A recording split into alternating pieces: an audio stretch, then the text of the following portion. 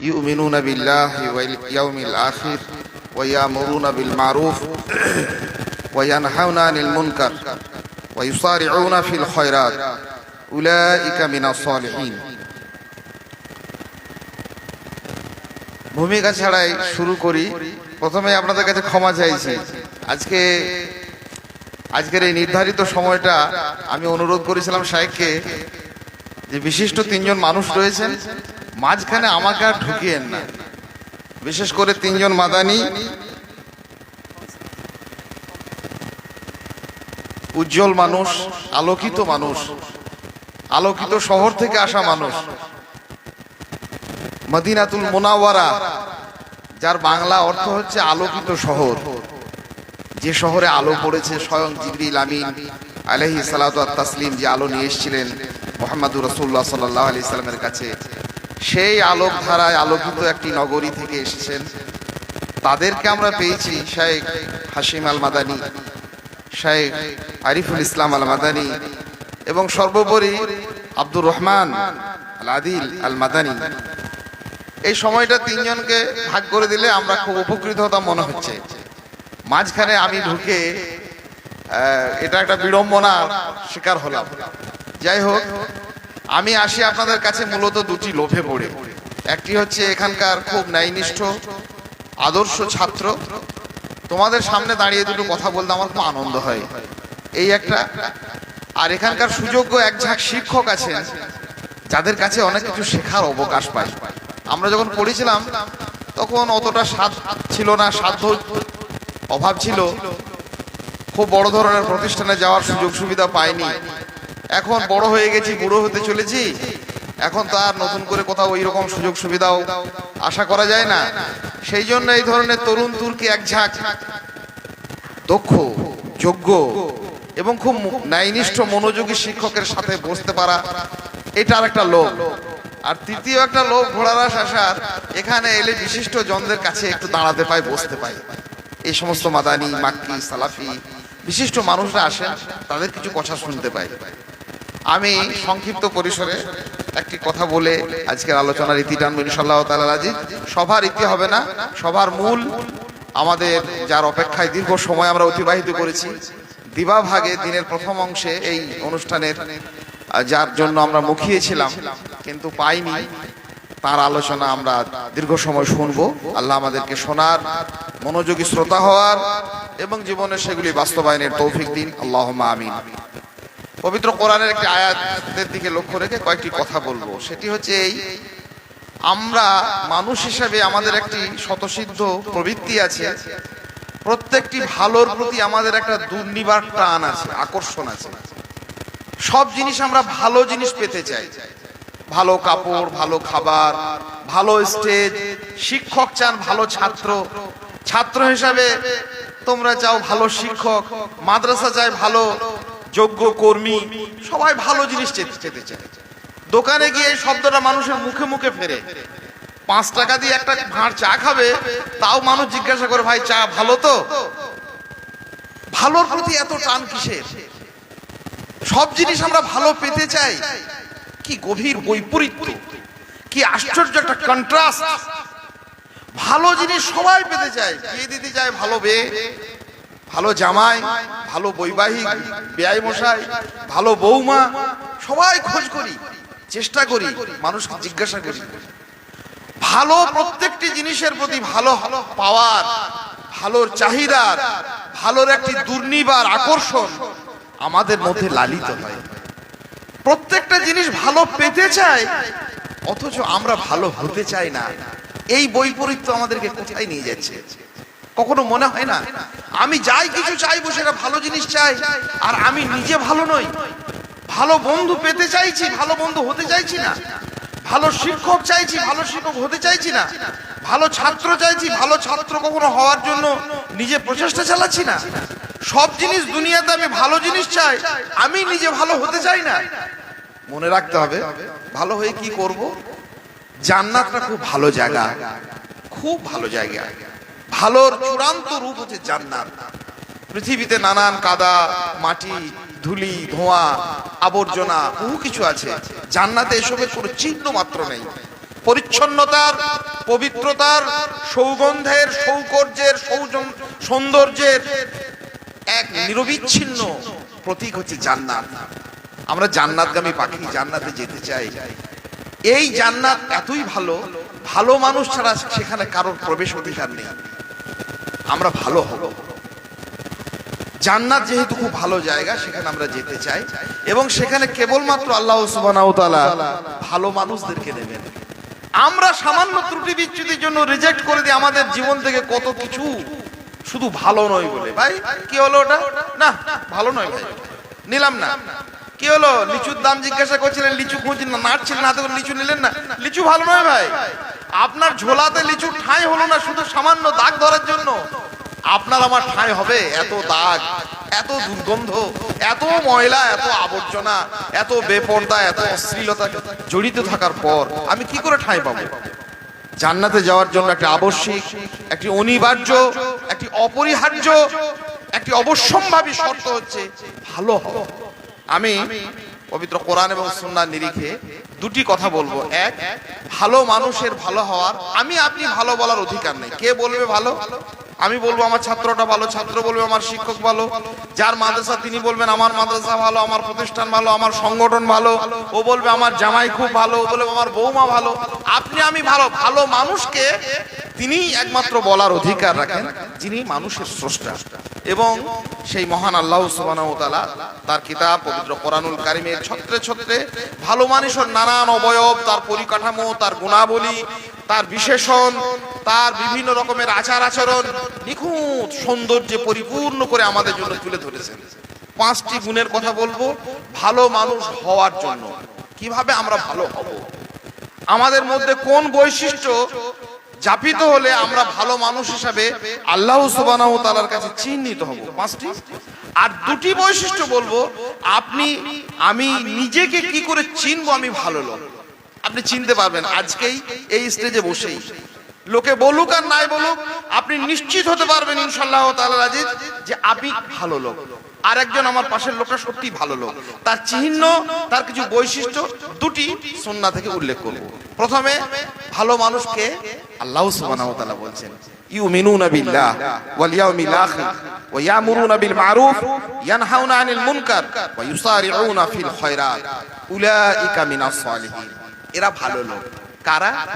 ঈমান আনে যারা আল্লাহর প্রতি, আখিরাতের প্রতি, যারা ভালো কাজের নির্দেশ দেয় 3 নম্বর, আর মন্দ কাজ থেকে নিষেধ করে 4 নম্বর, আর পঞ্চমত যারা প্রত্যেকটি ভালো কাজে, কল্যাণের কাজে, নেকির কাজে অগ্রগামী হয়। ছোট ছোট করে একটা একটা করে লাইনে বলে দিই। ঈমান প্রথম বৈশিষ্ট্য হবে, আমরা অনেক সময় নাপাক শব্দ মুখ থেকে ব্যবহার করি। ভাই নামাজ পড়ে না লোকটা কিন্তু ভালো, প্রতি মুহূর্তে শিরক করে যে লোকটা, সেই লোকটাকে আমরা বলি দিই কি ভালো লোক। নাউজুবিল্লাহ। আল্লাহ বলছেন না, যার সৃষ্টি তিনি বলছেন না ভালো, যার মাছ সে বলছে আমার মাছ পচা, আর আপনি বলছেন না মাছটা ভালো। এই পাগলামি কখনো পৃথিবীতে চললে দুনিয়া আখিরাতে চলবে? যে বিক্রি করছে সে, যার সৃষ্টি, যার নিজের তৈরি করা জিনিস, যার মাঠে উৎপন্ন হয়েছে, তিনি নিজেই বলছেন আমার ফসলটা, এই ফসলটা খারাপ, এটা রিজেক্ট, এটা বাজি, এটা বাতিল, আর আপনি বলছেন না খুব ভালো বললে হবে? যার সৃষ্টি তিনি নিজেই বলছেন না এটা ভালো নয়। আমরা কি বলি? নামাজ না পড়লে ভালো, পর্দা টর্দা মানে না মহিলাটা, ওটা বেয়া হয়ে ঘুরে বেড়াতে পারে, কিন্তু আমাদের মাদ্রাসার ছেলেদেরকে যা খাওয়ায় না, এত ভদ্র মহিলা আমাদের জন্য কাছে ভালো, কে ভালো বলবে? এসব নাপাক কথা বলবেন না। আল্লাহর সৃষ্টি, যার জিনিস তিনি একমাত্র অধিকার রাখেন ভালো মন্দ বলা, তিনি বলছেন প্রথম গুণ হচ্ছে তার ইউমিনুনা বিল্লাহ ওয়াল ইয়াউমিল আখির, আল্লাহর প্রতি আর আখিরাত দিবসের প্রতি, শেষ দিনের প্রতি, বিচার দিনের প্রতি তার ঈমান থাকবে। ঈমানের 2টি কথা আমাদের অনেক গভীর পর্যালোচনা, বিভিন্ন বিশ্লেষণমূলক আলোচনা হয়েছে। সংক্ষিপ্ত 2টি কথা হচ্ছে ঈমান বিল গায়ব আর ঈমান বিল ইয়াকিন। যে সমস্ত বিষয় আমরা সরাসরি চোখে দেখতে পাই না, এই সমস্ত অদৃশ্য বিষয়সমূহের প্রতি একজন ভালো মানুষের ঈমান থাকবে, বিশ্বাস থাকবে, স্বীকৃতি থাকবে, এবং সেই স্বীকৃতির 3টি রূপ থাকবে। রূপটা হচ্ছে ভাবনা, ভাষা এবং কাজ। তার অন্তরে সেইটাই যাপিত হবে, তার মুখে সেটা ঘোষিত হবে, তার হৃদয়, তার অঙ্গ প্রত্যঙ্গ দিয়ে সেইটাই আচরিত হবে। তার ভাবনা, ভাষা এবং কাজ একই সরল রেখায় অবস্থান করবে। সেটা যে ভাববে তাই সে বলবে, তাই সে করবে, এর মধ্যে কোনো বৈপরীত্য তৈরি হবে না। এবং সেটা হবে ঈমান বিল গায়বের প্রতি, যে সমস্ত বিষয়গুলিকে দেখা যায় না, অদৃশ্য বিষয়সমূহ, আল্লাহর প্রতি, রাসূলের প্রতি, কিতাবের প্রতি, আসমানি কিতাবের প্রতি, আখিরাতের প্রতি, জান্নাত জাহান্নাম, যাবতীয় পবিত্র কোরআন শুরুতেই আল্লাহ পাক রব্বুল আলামিন স্পষ্ট করছেন ভালো মানুষের গুণ, আল্লাযীনা ইউমিনুনা বিল গায়ব ওয়া ইউকিমুনাস সালাহ ওয়া মিম্মা রাযাকনাহুম ইউনফিকুন। তিনটি গুণের মধ্যে প্রথম হচ্ছে গায়বের উপরে, অদৃশ্য বিষয়সমূহের উপরে যাবে ঈমান এনেছে। আমরা ভালো মানুষ হওয়ার জন্য এই সমস্ত বিষয়ের প্রতি ঈমান আনবো। কোনো যুক্তি, কোনো তর্ক, কোনো বিজ্ঞান, কোনো দর্শন, কোনো লজিক, কোনো আরো অন্যান্য পুঁথিপত্র, কোনো মানুষের উদ্ধৃতি, সমস্ত কিছু ব্যতি রেখে মুহাম্মাদুর রাসূলুল্লাহ সাল্লাল্লাহু আলাইহি সাল্লামের আনিত এই সমস্ত বিষয়ের প্রতি, এই গায়েবের প্রতি ঈমান আনা। বাধা সৃষ্টি করবে কে? বাধা সৃষ্টি করবে শয়তান। শয়তানের বাধার পদ্ধতিটা মনে রাখতে হবে। ঈমান বিরোধী কাজকর্মের, কুফরের দিকে শয়তান আমাদেরকে ঢুকিয়ে দেয় মূলত একটি বিষয়ের দিকে আকৃষ্ট করে, ঈমান বিল গায়েব থেকে আমাদেরকে সরিয়ে দেয় একটা বিষয়ের প্রতি আকৃষ্ট করে। সেই ভয়ঙ্কর বিষয়ের নাম হচ্ছে জড়বাদ বা বস্তুবাদ। এইটা থেকে সরে এসে ঈমান বিল গায়েব, জড়বাদ মানে হচ্ছে আমি যেটা দেখছি এটা সত্য, আমার সামনে যেটা ঘটছে এটাই সত্য, এটাই শেষ কথা। সারা পৃথিবীর কাফিরদের, মুশরিকদের, মুনাফিকদের, শয়তানের যত রকমের এজেন্ট আছে, ধর্ম ব্যবসায়ীদের, রাষ্ট্র ব্যবসায়ীদের, সমাজপতিদের মূল এজেন্ডা হচ্ছে এই, তোমাকে যেটা দেখানো হচ্ছে এটাই সত্য, যেটা দেখতে পাচ্ছ সেটাই সত্য। সুদ খেয়ে কত উন্নতি হচ্ছে, ঘুষ খেয়ে কত লোকে বাড়ি করছে, আরো রকমের চিটিংবাজি প্রতারণা করে কত মানুষ উন্নতি করছে, বেপর্দা অশ্লীল হয়ে আমাদের মহিলারা কত সমাজের মহাকাণ্ড করে বেড়াচ্ছে, তারা সমাজে নিজেদেরকে স্বাধীনতা বলে স্বীকৃতি দিচ্ছে। যা দেখানো হচ্ছে সেটাই সত্য, আর তুমি যা দেখতে পাওনি তার কোনো সত্যতা নেই, এটাই চূড়ান্ত কথা। এটা হচ্ছে ইবলিসের, এটা হচ্ছে শয়তানের, এটা হচ্ছে কাফেরের, এটা হচ্ছে পথভ্রষ্টদের তৈরিকৃত একটা মতবাদ, যেটাকে আমরা বলি জড়বাদ বা বস্তুবাদ। ঈমান বিল গায়েব হচ্ছে তার সম্পূর্ণ বিপরীত। আমি যা দেখছি সেটাই শেষ কথা নয়, আমার হৃদয়ে যেটা আমি লালিত করেছি নবী মুহাম্মদুর রাসূলুল্লাহ সাল্লাল্লাহু আলাইহি সাল্লামের আনিত বিষয়সমূহের প্রতি আমার হৃদয়ে যে ধারণা, যে কনসেপ্ট, যে বিশ্বাস, যে স্বীকৃতি আমি যাপন করি ওটাই সত্য। আপনি যা দেখাচ্ছেন এটা সত্য নয়। এই ঈমান আর কুফরের দ্বন্দ্ব চিরকালের। নবী রাসূলুল্লাহ ঠিক এই জিনিসটাকে ক্লিয়ার করে দিয়েছেন মানুষের কাছে। আল্লাহ সুবহানাহু ওয়া তাআলা প্রকাশ্যে পবিত্র কোরআনে স্পষ্ট করেছেন সেই সমস্ত উদ্ধৃতিগুলো। মুসা আলাইহিস সালামের আমরা দেখেছি, ইব্রাহিম আলাইহিস সালামকে আমরা দেখেছি, দাওয়াতের কথা নিয়ে গেলেন একজন জালেম অত্যাচারী বাদশার কাছে। বাদশাকে বললেন যে আল্লাহ তো আমাদের জীবন দেন, আল্লাহ আমাদেরকে মৃত্যু দেন, আমার রব তিনি, তিনি আমার ইলাহ, তিনি আল্লাহ। আর নমরুদ কি বলল? জালেম শাসক কি বলল? সে মানুষকে দেখিয়েছে যে সে নিজে বিভিন্ন মানুষকে হত্যা করে, যাকে যা ইচ্ছা করে সে হত্যা করে, আর যাকে ইচ্ছা যায় না তাকে বাঁচিয়ে দেয়। এই দৃশ্য দেখিয়ে সারা পৃথিবীর জালেমরা এই ধারাবাহিকতায় ট্রেনটাকে আজও বজায় রেখেছে। কাউকে মেরে দেয়, কাউকে ছেড়ে দেয়, কাউকে হত্যা করে, কাউকে বাঁচিয়ে রাখে, কাউকে জেলে পুরে দেয়, কাউকে বাইরে রেখে দেয়, কাউকে চাকরি দেয়, কাউকে চাকরি থেকে বের করে দেয়। নিয়ে কি দেখায় যে দেখো, এই কথাই বলেছিল নমরুদ কি আনা উহি ওয়া উমিত, আমি জীবন দিই, আমি মৃত্যু দিই। মানে তোমাকে যেটা দেখানো হচ্ছে এটাই সত্য, আল্লাহ জীবন দেন, আল্লাহ মৃত্যু দেন, এটা তুমি দেখেছো? ইব্রাহিম আলাইহিস সালাম এতে বিভ্রান্ত হননি, তিনি ঘুরিয়ে উত্তর দিয়েছিলেন যে না, এটা সত্য নয়, যেটা দেখছি এটা সত্য নয়। নমরুদ চেয়েছিল যেটা দেখানো হচ্ছে এটাকে সত্যায়িত করার ইব্রাহিমের কাছে। ইব্রাহিম আলাইহিস সালাম বললেন না, আপনি সামান্য সূর্য একটা পশ্চিম থেকে পূর্ব থেকে পশ্চিমে যায়, ওই পশ্চিম থেকে পূর্বে নিয়ে আসুন দেখি দেখি। ফাবুহিতাল্লাযী কাফার, কাফেরদেরকে বিভ্রান্ত হলো, কাফেররা বিড়ম্বনার শিকার হলো। এইভাবেই ইব্রাহিম আলাইহিস সালাম প্রমাণ করলেন যে চোখে যেটা দেখছি এটা সত্য নয়, এটা শেষ কথা নয়, আমার হৃদয়ে যেটা যাপন করেছি ওটা শেষ কথা। এটা হচ্ছে ঈমান বিল গায়ব। ইয়াকিনের সঙ্গে এই ঈমান বিল গায়বের প্রতি আমাদের দৃঢ় প্রত্যয়, দৃপ্ত এবং গভীর প্রত্যয়, চুল চেরা কোন রকমের সেখানে ত্রুটি বিচ্যুতি যেন না থাকে। এই ঈমানদার লোক হচ্ছে সত্যিকারের ভালো লোক। মুমিনের মনে কত প্রশান্তি, ওরা তা কিভাবে করবে আজ। অবিশ্বাসের ছানি পড়া চোখ, হিরে তো দেখে না, দেখেছে কাঁচ। যে চোখে অবিশ্বাস আছে সে হিরে আর কোনটা কাঁচ সব বুঝতে পারে না, মুমিন বুঝতে পারে। মুসা আলাইহিস সালামের সামনে সমুদ্রের বিশাল স্রোত, পিছনে ফিরআউনের বাহিনী।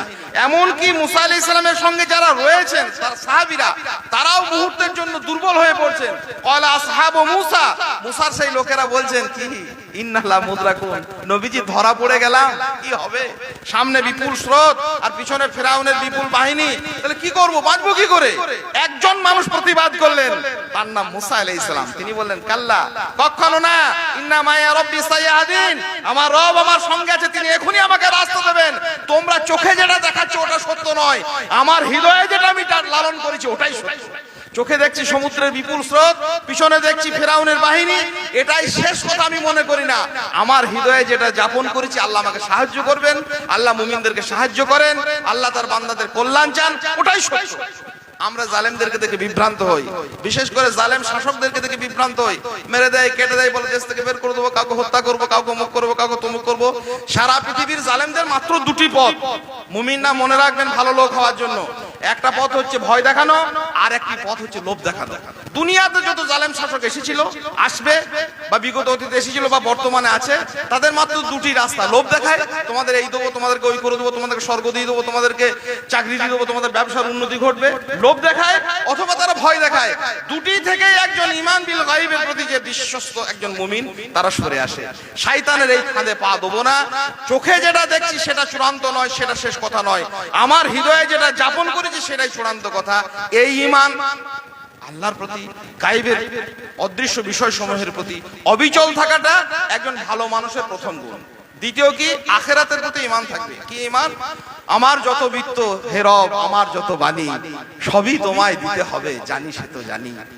আমার যত কথা, আমার যত কাজ, আমার চোখের দেখা, আমার কানের শোনা, আমার হাতের কর্ম, আমার সকল আনাগোনা, সমস্ত কিছু একদিন নিয়ে আমাকে আল্লাহর সামনে দাঁড়াতে হবে। আমি যা করেছি, যা বলেছি, যা খেয়েছি, যা মানুষকে দিয়েছি, সব কিছু নিয়ে আল্লাহর সামনে একদিন আমাকে দাঁড়াতে হবে অকপটে। এই বিশ্বাস প্রত্যেকটা মুমিনের হৃদয়ে প্রতি মুহূর্তে প্রত্যেকটা কর্মের আগে গুঞ্জরিত হবে যে না, আমি এটা করছি, এটা বলছি, এটা খাচ্ছি, এটা দিচ্ছি, এটা নিচ্ছি, এই ধারণা পোষণ করছি, এই ধারণাকে বাতিল মনে করছি, যা কিছু করছি আমার বিত্ত বৈভব, আমার বাণী, আমার কথা, আমার কাজ, এসব নিয়ে আল্লাহর সামনে আমাকে দাঁড়াতে হবে।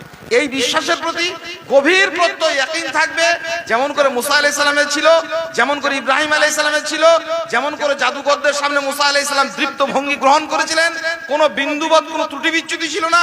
এই গভীর ইয়াকিন প্রত্যেকটা মুমিনের হৃদয়ে প্রজ্জ্বল থাকবে, জ্বলজ্বল করবে আল্লাহর প্রতি, গায়বের বিষয়সমূহের প্রতি এবং আখিরাতের দিনের প্রতি। ভালো লোকের 3 নম্বর কথা, বহু মানুষ আছে, আমি নামাজ পড়ি, রোজা করি, হজ করি, আমার বাড়িতে পর্দা আছে, অমুক আছে, কে কি করে না করে ভাই ওসব কথা বলতে পারি না। এ হচ্ছে পাকা বদমাইশ লোক, মোটেই ভালো লোক নয়। ইয়ামুরুনা বিল মারুফ। তৃতীয় গুণ হচ্ছে মানুষকে ভালো কাজের সে নির্দেশ দেবে। এর থেকে নিষ্ঠুর লোক কি আছে, যে নিজে রাস্তা দিয়ে হন হন করে চলে যাচ্ছে, কলকাতা যাওয়ার রাস্তা দিয়ে পার হয়ে যাচ্ছে, পাশের একটি লোক সেও চাইছে আমি কলকাতায় যাব, অথচ সে উল্টো দিকে হাঁটছে। একবার বলে না যে ভাই আসুন, কলকাতা যাওয়ার রাস্তা তো এইটা, এইটা যাওয়ার শ্যামনগর যাওয়ার রাস্তা এইটা, এইটা নিউ টাউন যাওয়ার রাস্তা, এটা রাজারহাট যাওয়ার রাস্তা। আপনি জানছেন এইটা রাস্তা জান্নাতে যাবার, আর প্রতি মুহূর্তে সে লোকটাও জান্নাতে যেতে চায়, মুখে অন্তত দাবি করে আমি জান্নাতে যেতে চাই, আমি ভালো মানুষ হতে চাই, আর সে উল্টো দিকে হাঁটার পরেও তাকে আপনি একদিন বললেন না, সঙ্গে ডাকলাম না। ইয়ামুরুনা বিল মারুফ একজন ভালো মানুষের অবশ্যম্ভাবী অনিবার্য একটা গুণ, এতে আর সন্দেহ কি আছে? নিরন্তর আমি সালাত আদায় করলাম, সিয়াম পালন করলাম, যাকাত দিলাম, ওসর দিলাম, অমুক করলাম, তৌহিদ জানলাম, সুন্নাহ জানলাম, আমার পাশের বাড়ির মানুষটা তার কোনো খোঁজ খবরই তার কাছে পৌঁছলো না। পাশের বাড়ির মেয়েটা সকাল থেকে বেরিয়ে গেল, সন্ধ্যেবেলায় ঘরে ঢুকলো, কোথায় গেল, কি করলো, আমি কোনো খোঁজ খবরই নিলাম না। এই লোকটা আর যাই হোক, আল্লাহর কাছে, মানুষের কাছেও ভালো লোক হতে পারে না। নিরন্তর সে ভালো কাজের নির্দেশ দেবে, ইয়ামুরুনা বিল মারুফ। আর 4 নম্বর, ইয়ানহাউনা আনিল মুনকার। শুধু ভালো কাজের নির্দেশ দেবে না, মন্দ কাজ দেখলে সে নিষেধ করবে। যদি না করে, কুকুর, শূকর, বান্দর এরকম নিকৃষ্ট প্রাণীতে পরিণত হয়ে গেছে পূর্বের বহু জাতি, বিশেষ করে শূকরে, বান্দরে আল্লাহ পরিণত করে দিয়েছে। কেন জানেন? লুইনাল্লাযীনা কাফারু মিন বানি ইসরাঈল আলা লিসানি দাউদ ওয়া ঈসা ইবনে মারইয়াম। দাউদ আলাইহিস সালাম এবং ঈসা ইবনে মারইয়াম আলাইহিস সালামের কণ্ঠে আল্লাহ বলেন তাদেরকে আমি অভিশপ্ত করেছি। দাউদ আর ঈসাকে টেনে নিয়ে আসার বিশেষ কারণ ছিল। দাউদ আলাইহিস সালামের যুগের লোকগুলো তিন ভাগে বিভক্ত ছিল। একদল লোক ওই মাছ ধরা আল্লাহ পাক রব্বুল আলামিন নিষেধ করেছিলেন, একদল লোক মাছ ধরেছিল, একদল লোক প্রবল পরাক্রম নিয়ে সেখানে বাধা সৃষ্টি করেছিল যে ভাই যে কাজ করছেন এটা ঠিক নয়। আল্লাহর নিষেধাজ্ঞা জনিত কাজে হাত বাড়ানো বড় বিপদের কারণ। এ কি করছেন? নিষেধ করা হয়েছে, মাছ ধরতে যাচ্ছেন কেন? প্রচন্ড তারা নিজেদের আবেগ দিয়ে, তাদের বুদ্ধি দিয়ে, তাদের বিবেক দিয়ে সর্বস্ব ব্যবহার করে তারা কি করেছিল? নিষেধ করেছিল। আর একদল লোক ছিল আজকের যুগে অধিকাংশ মানুষের মতো, চুপচাপ ভালো মানুষ হয়ে বসেছিল। কে পর্দা করছে, কে বেপর্দা করছে, কে নামাজ পড়ে, কার আকীদা কিরকম আমি জানি না, আমি ভালো মানুষ, ভালো কাজ করি, এইটুকুই ভালো। আল্লাহ সুবহানাহু ওয়া তাআলা কি বললেন? আল্লাযী লা ইয়াতানাহাউনা আন মুনকার, সেই সমস্ত মানুষ যারা মন্দ কাজের নিষেধাজ্ঞা জারি করেনি, যারা এমন খারাপ কাজ চোখের সামনে সংগঠিত হওয়ার পরেও নিষেধ করেনি, তাদেরকে আল্লাহ পাক রব্বুল আলামিন দাউদ ঈসা আলাইহিস সালামের কণ্ঠে অভিশপ্ত করেছেন। আর দাউদ আলাইহিস সালামের যুগের সেই সমস্ত লোকদেরকে শূকরে আর বাঁদরে পরিণত করে দেওয়া হয়েছে। কাদেরকে? যারা অন্যায় করেছিল আর যারা চুপচাপ নীরব দর্শকের ভূমিকা পালন করেছিল, নিষেধ করেনি। নিষেধ না করা কত বড় অপরাধ! পবিত্র কোরআনের বিভিন্ন জায়গাতে আল্লাহ পাক রব্বুল আলামিন এই ব্যাপারকে সতর্ক করেছেন। নবী সাল্লাল্লাহু আলাইহি সাল্লামের সুন্নাতে অসংখ্য উপমা উদাহরণ আমাদেরকে দিয়েছেন। এটি কোনো ভালো মানুষের কাজ নয়। আপনার সামনে একটা লোক আগুনে ঝাঁপ দিচ্ছে, জাহান্নামের দিকে ছুটছে, হাজারো রকমের অন্যায়ের মধ্যে আপনার সাধ্য এবং আপনার পরিগণ্ডি অনুযায়ী তাকে নিরন্তর সেই নিষেধাজ্ঞার বার্তা পৌঁছানো। আর পঞ্চমত ভালো মানুষ হওয়ার একটা বড় বৈশিষ্ট্য হচ্ছে, সেটা হচ্ছে এই ইউসারিউনা ফিল খায়রাত, ভালো কাজে, ন্যায়নিষ্ঠ কাজে, কোরআন এবং সুন্নাহ সমর্থিত কাজে অগ্রগামী হবে। দুনিয়ার সব কাজে আমরা এই অভ্যাসে অভ্যস্ত।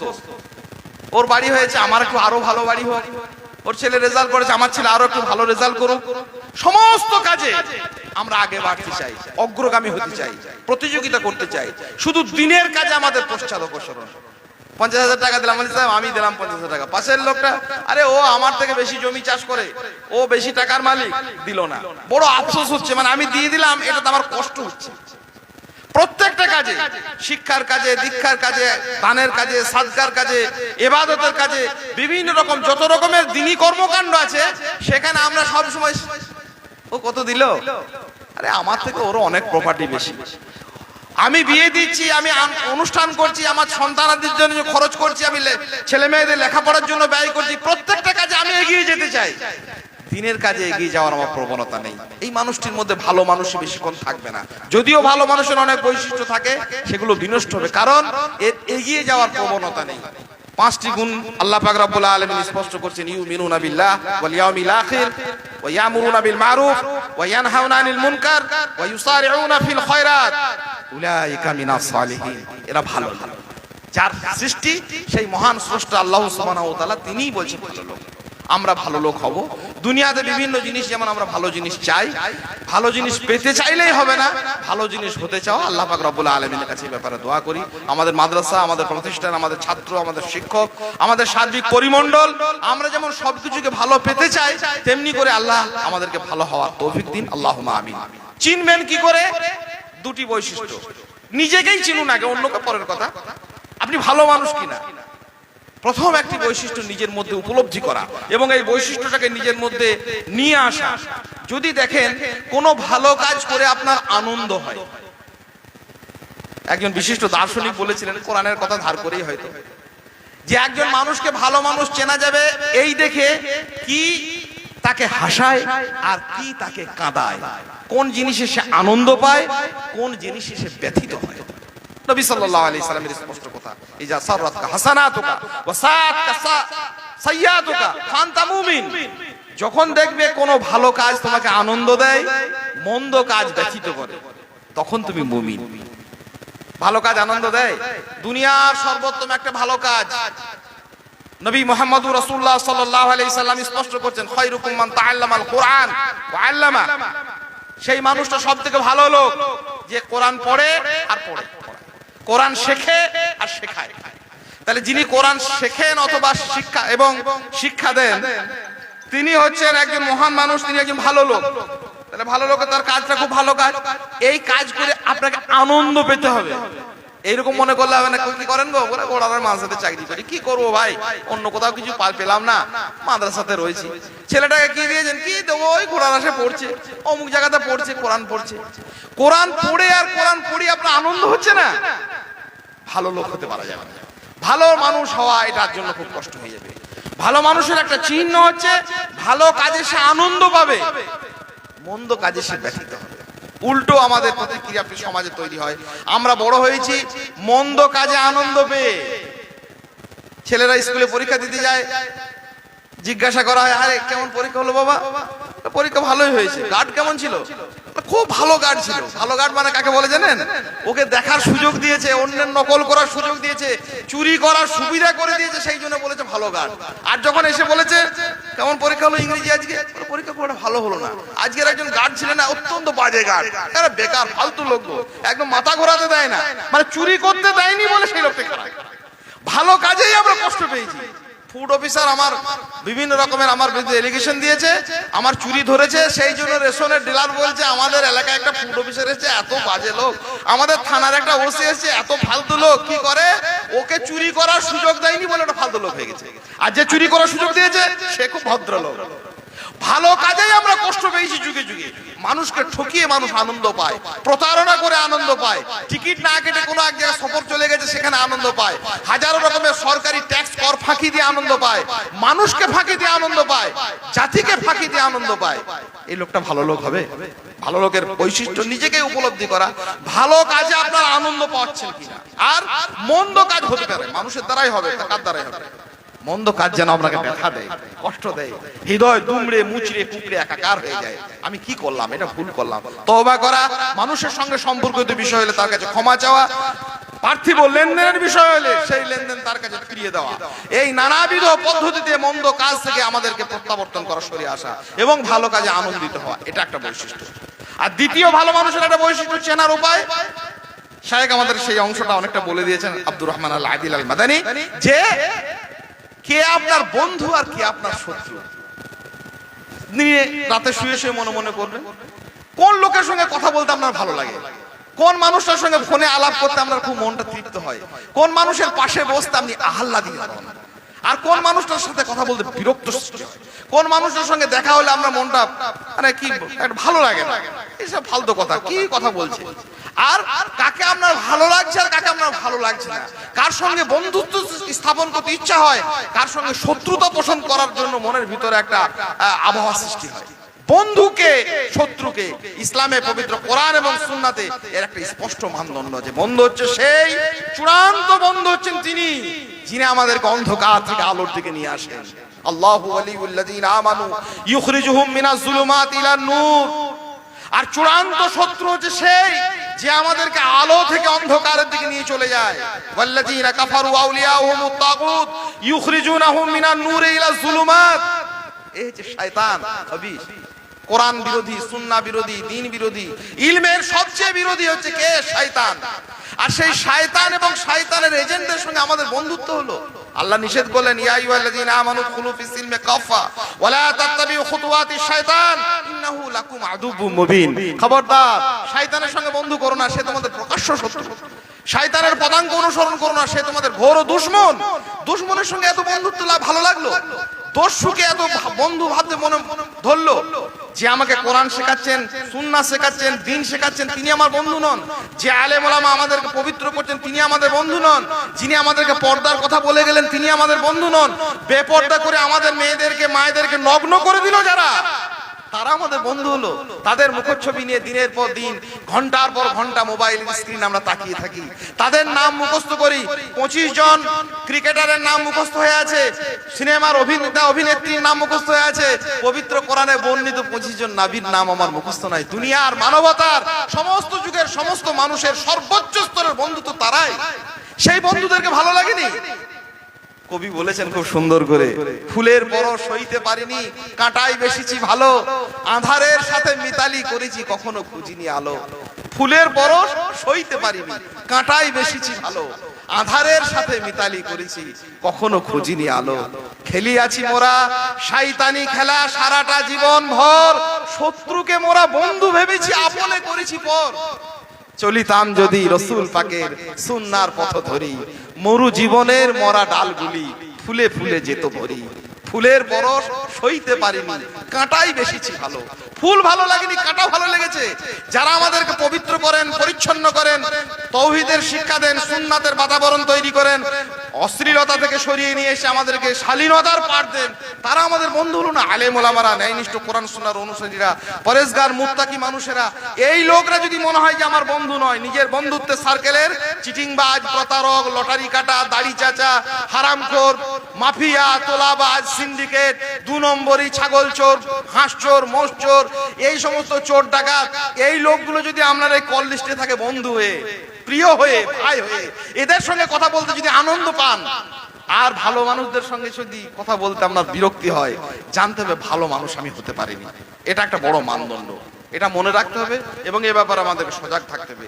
পবিত্র কোরআন এবং সুন্নাতে ইসলামের বন্ধুত্বের একটা স্পষ্ট বাতাবরণ আছে, আমরা যেন কোনো মুহূর্তের জন্য না ভুলে যাই এবং শয়তানের এই বন্ধুত্বকে কোনোভাবে নিজেদের জীবনে যেন বাস্তবায়ন না করি। শয়তান কোনো মুহূর্তের জন্য বন্ধু ছিল না এবং আমাদের সে বন্ধু হবেও না। সর্বোপরি একটি কথা বলে শেষ করি, শয়তানের শত্রুতার আমরা বন্ধু যে তাকে কোনো মুহূর্তের জন্য করব না, শয়তান এবং তার এজেন্টকে, তার বড় কারণ হচ্ছে শয়তানের শত্রুতার চূড়ান্ত একটা রূপ। অনেকগুলো রূপ আছে, বারবার বলেছি। শয়তান কত রকম ভাবে আমাদের শত্রুতা করে যায়। প্রথম তার শত্রুতার অভিঘাত হচ্ছে মানুষকে ইলম থেকে সরিয়ে দেওয়া, মূর্খ বানিয়ে দেওয়া। এই জন্য মুসা আলাইহিস সালাম দোয়া করেছেন, আউযু বিল্লাহি আন আকুনা মিনাল জাহিলিন, আল্লাহ মূর্খতা থেকে আমি পানা চাই। সেই জন্য পবিত্র কোরআনে আল্লাহ নির্দেশ দিয়েছেন, যা কারাতাল কোরআন ফাস্তাইজ বিল্লাহি মিনাশ শাইতানির রাজিম, যখন কোরআন পড়বে তখন আল্লাহর কাছে শয়তানের মানে ব্যাপারে আশ্রয় চাও। কেন?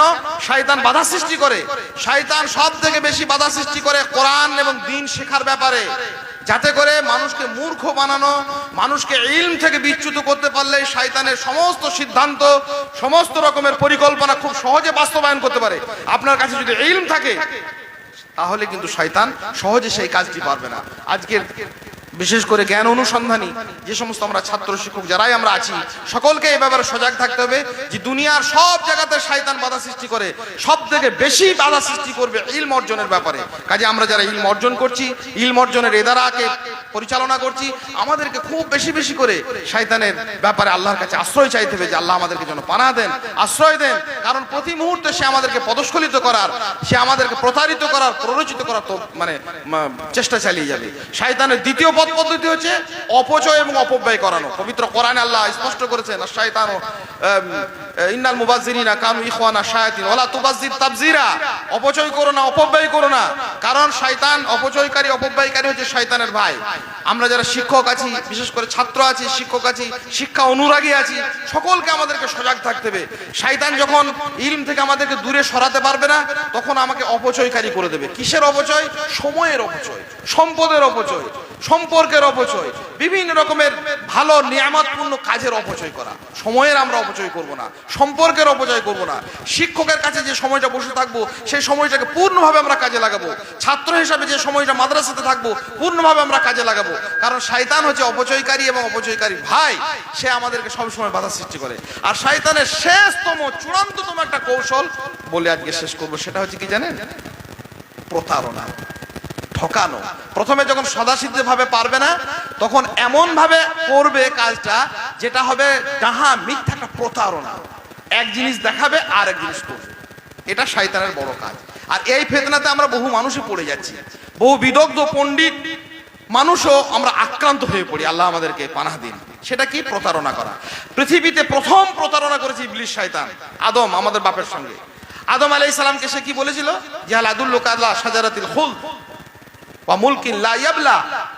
এ আদম, একটা গাছের কথা বলবো যে গাছটা খেলে তুমি চিরঞ্জীব হয়ে যাবে, চিরঞ্জীবী গাছের কথা বলবো। আর এমন এক রাজত্বের কথা বলবো যে রাজত্ব অক্ষয় রাজত্ব। এটা ডাহা মিথ্যা কথা, এটা সত্য ছিল না। আদম আলাইহিস সালাম মুহূর্তের জন্য মিস্টেক করলেন, ভাবলেন যে ইবলিস শয়তান বলছে তো কথাগুলো হয়তো সত্যি হবে, কিন্তু কথাগুলো ছিল তো ডাহা প্রতারণা। যে এক ইবলিস যদি আদম আলাইহিস সালামকে সরাসরি বলতো যে এই গাছ খাও, আল্লাহ নিষেধ করেছে তো কি হবে, কোনো অসুবিধা নাই, তাহলে তো আদম আলাইহিস সালাম শুনতেন না। সেই জন্য প্রতারণার আশ্রয় নিল ইবলিস শয়তান। মানুষকে পথভ্রষ্ট করার জন্য তার সর্বোচ্চ অস্ত্র ব্যবহার করে, তার নাম হচ্ছে প্রতারণা। প্রতারণার কিরকম জানেন? আমরা বারবার প্রতারিত হই বিভিন্ন ক্ষেত্রে। মোষ চুরি করতে 3 রকমের লোক লাগে। মোষ চুরি আপনারা কেউ করবেন বলে বলছি না, সতর্ক হবেন বলে বলছি। মোষ চুরিতে 3 রকমের লোকের দরকার হয়। একটা লোক কি করে, মোষটাকে চুরি করে নেই, গোয়াল থেকে বের করে নিয়ে যায়, গলায় ঘন্টাটা যেটা বাজে মোষের গলায়, বড় বড় মোষগুলোর, সেই ঘন্টাটাকে কুচ করে কেটে দেয়, কেটে দিয়ে দ্বিতীয় একজনের হাতে ধরিয়ে দেয়, নিয়ে এসে মোষটাকে নিয়ে গায়ের উত্তর দিক থেকে বেরিয়ে যায়। দ্বিতীয় যে লোকটার হাতে মোষের ঘন্টাটাকে ধরিয়ে দিয়েছে তাকে বলে তুই দক্ষিণ দিকে চলে যা। ও দক্ষিণ দিকে ঘন্টাটা বাজাতে বাজাতে চলে যায়। মোষটা নিয়ে গেল কে? একজন শয়তান। উত্তর দিকে, গায়ের উত্তর দিকে বেরিয়ে চলে গেল মোষটাকে নিয়ে, আর দক্ষিণ দিকে চলে গেল ঘন্টা বাজাতে বাজাতে দ্বিতীয় শয়তান। আর 3 নম্বরটা গায়ের মধ্যখানে বসে থাকে। যখন ধরা পড়ে যায় যে মোষ চুরি হয়ে গেছে, তখন কি বলে জানেন? হ্যাঁ, মোষ চুরি হয়ে গেছে তো, সাংঘাতিক ব্যাপার তো, এ তো খুব অন্যায় কাজ। আমি কিন্তু ভাই শুনলাম একটা ঘন্টার শব্দ এই দিকে গেল, সব গায়ের লোক ছুটলো, কিন্তু ওদিকে তো মোষ নাই। কি গো, ওদিকে তো শুধু ঘন্টা আছে।